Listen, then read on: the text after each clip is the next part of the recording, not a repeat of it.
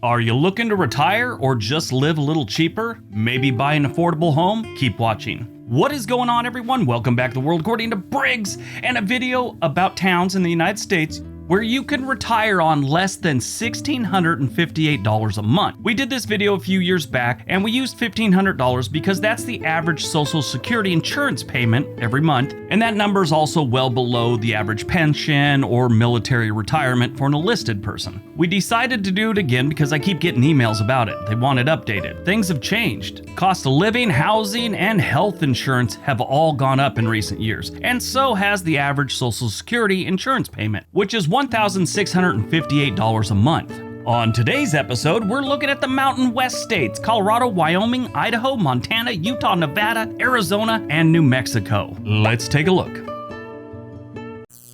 Number 10, Sierra Vista, Arizona. If you're thinking about buying a home on a fixed income, this might be a great place. Real estate has gone up a little bit faster in Sierra Vista over the last 12 months. Compared to most of Arizona. That's because they got really good stats and it's affordable. Affordable is really important to this video. We're looking at just affordable places for retirees. Keep that in mind. Affordable doesn't normally happen on a golf course with a butler and zero crime. That being said, the overall crime rate in Sierra Vista is 3% lower than the national average. Their violent crime rate is 51% lower. The average rent in Sierra Vista is about $994 a month for a 2-bedroom apartment, which might not be considered affordable to a lot of you, but it is still well below the national average. They also have nice livable homes between $200,000 and $250,000. A lot of retirees live here because it's nice, warm, close to Mexico in case you need to go down and get some medication or a dental appointment. You don't feel like paying $3,000 for a filling. Sierra Vista is about an hour and a half south of Tucson, and it's about an hour and a half from the border at Nogales. Sierra Vista has a livability score of 79, which is phenomenal. When you're below 50, your place really sucks. When you're below 60, it sort of sucks. When you're above 70, you're doing great. The average monthly expenditure here is estimated to be $1,549 a month.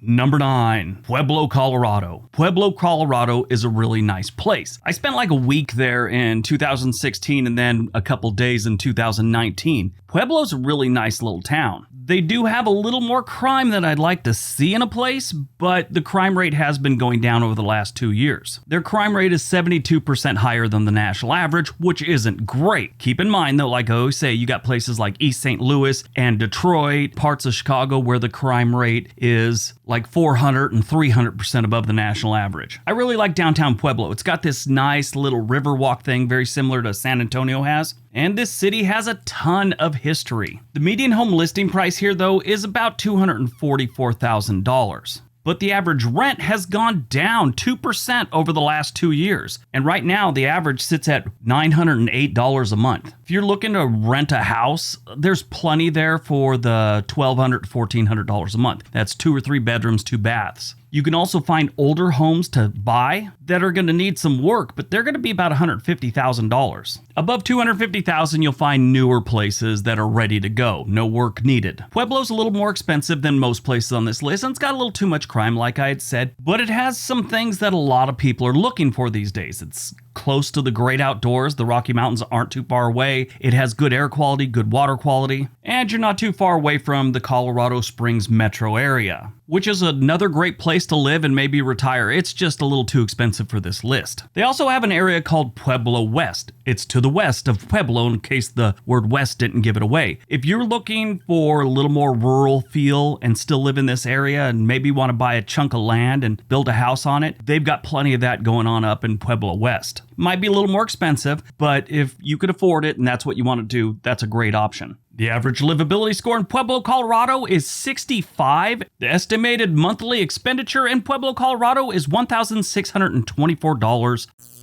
Number 8, CASPER, Wyoming. Years ago, Southwest Airlines had a commercial where they said, "Want to get away?" And then they talk about places you can go on Southwest. Every time someone says they're moving to Casper, Wyoming, I remember that commercial because Casper, Wyoming is a good place to get away from people. It is a very friendly town for retirees. It's kind of got a reputation for that. There's only about 60,000 people living in Casper, and it's got a little bit of crime. It's only 30% above the national average. Like we said before, that's not great, but it's not terrible. You can find older homes in Casper for under $200,000. The newer houses start off at about $300,000 and go on up, way up. But the median rent in Casper is $600 a month, and they have no state income tax, which really helps out if you're retired or you're just trying to get by. The livability score in Casper is 77, which is solid, and their total monthly expenditure is $1,573. This is another place that has great air quality.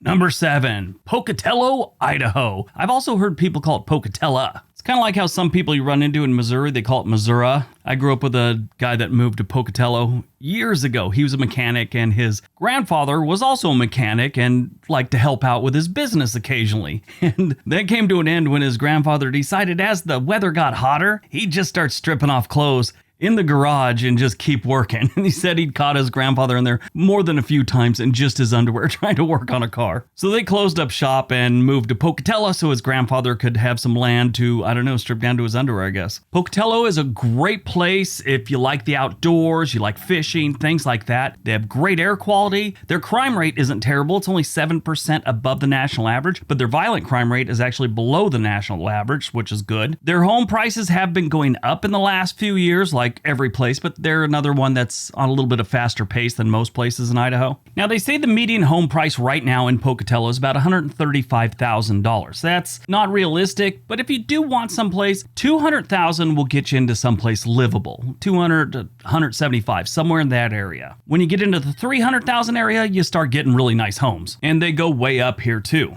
The median rent in Pocatello is $620 a month for 1 bedroom, 1 bath. I poked around. Realistically, you're looking at over $750. Not bad. The livability score in Pocatello is 76. Your total monthly expenditure in Pocatello is $1,610 a month. Number 6, Sidney, Montana. Sidney is a nice place to live. If you like being away from it all, kind of like Wyoming. Sidney sits about 10 miles west of the North Dakota border and has a population of about 6,346 residents. That was the 2020 census. The city lies along the Yellowstone River and is about 2 hours south of the Canadian border in case you need to get some medication. For those of you that don't understand why I keep bringing that up, as we get older, we need medication in a lot of cases. Anyone that is near retirement listening to this right now knows exactly what I'm talking about, and it is expensive to get a lot of your medication no matter what insurance plan you're on. Medication is often half the price in Canada that is here in the United States. One knock against Sidney, their crime rate's only 3% above the national average, but their violent crime rate is 44% above the national average. I don't really think that's much of a worry for most people. I was kind of looking into it, and a lot of it is domestic situations. It's not like they have people robbing you on the street and beating you on the street, but they do have some bar fights that go under the violent crime rate along with some domestic issues, so keep that in mind. Sidney is a beautiful little town with that river right there. It's a great place to live. Sidney has a livability score of 73, and the estimated monthly expenditures would be $1,485. Number 5, Cedar City, Utah. Cedar City sits about 45 minutes north of St. George, Utah, which is another great place to live. It's just a little more expensive than you want for a list like this. It's also about an hour and 20 minutes north of Mesquite, Nevada, well, northeast. Cedar City is a great place to stop if you're like heading to Zion National Park or Dixie National Park, one of those. As a matter of fact, if you want to live near some really cool national parks, Cedar City is one of the best. I mean, you're not too far away from Capitol Reef National Park. Zion is right there. You even got Bryce Canyon National Park about an hour and a half to the east of Cedar City. If you're a nature photographer, you probably already know about this area, but if that's something you ever thought about getting into in your retirement, this is the perfect city for that. Now, it's said the median home value in Cedar City here in 2022 is $180,100, but realistically, $250,000 might get you something livable. Where Cedar City really shines is they're trying to unload tons of empty lots where you can build a house on, whatever. They've built communities, there's empty lot there for you. You just got to talk to the builder. Those you can find for anywhere from $50,000 to $120,000, and it'll be decent. You just got to put a house there. The average rent here is $8 $830. That's for a 1-bedroom, 1-bath. I didn't find many rentals available, but they do have a lot of property for sale. Cedar City has next to no crime. They're actually 30% lower than the national average. Their violent crime rate is 54% lower than the national average. They have a livability score of 73, and your total monthly expenditure is $1,645.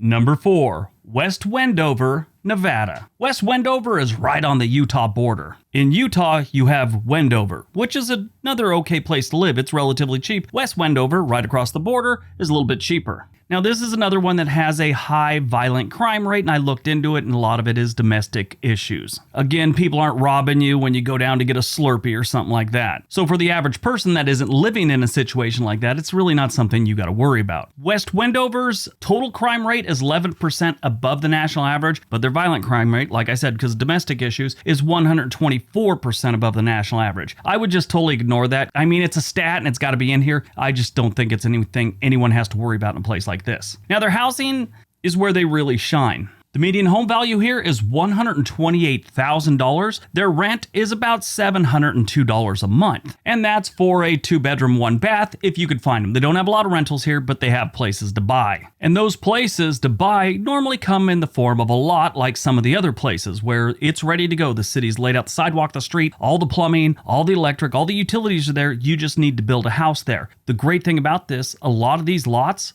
are under $50,000. And in this case, they are on a golf course. Yeah, to the west side of town, there's a housing development where they have some houses there now, a bunch of lots for sale for $50,000 or thereabouts, and it's on a golf course. The livability score in West Wendover is up.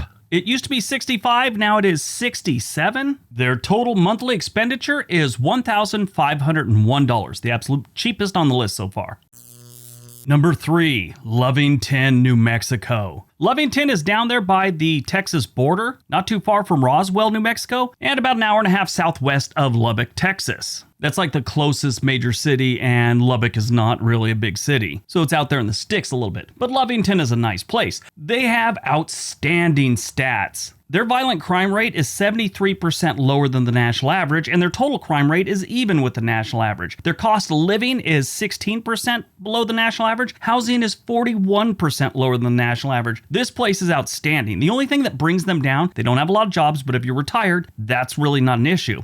Schools aren't really the best here. And again, if you're retired, your kids are all grown and off doing their own thing, so you don't have to worry about that either. So that makes this place perfect for retirees. Lovington even has a golf course. It comes in the form of the Lovington Country Club, which does have non-member hours. And it's like $24 for a round of golf, $34 on the weekends. That's coming from their website, and if you're watching this 4 years down the line, I'm sure prices have changed. Now, the median home value in Lovington is $96,000. Their median rent prices, which they don't have a ton of rentals here, but it's said to be $704. They have a bunch of homes here ready to go for under $150,000 that look decent, maybe need a coat of paint, lawn mowed, something like that, but it's not like you're doing major construction of these houses. At least that's what it looks like. This is one of those towns where it makes no sense to rent anyway. You just buy a house, they're so cheap. Great sunsets, a golf course, air quality is fine, and it's really cheap. Lovington is a perfect spot if you want to retire on a budget. Lovington has a livability score of 74, and their total monthly expenditure, $1,523. That is not bad.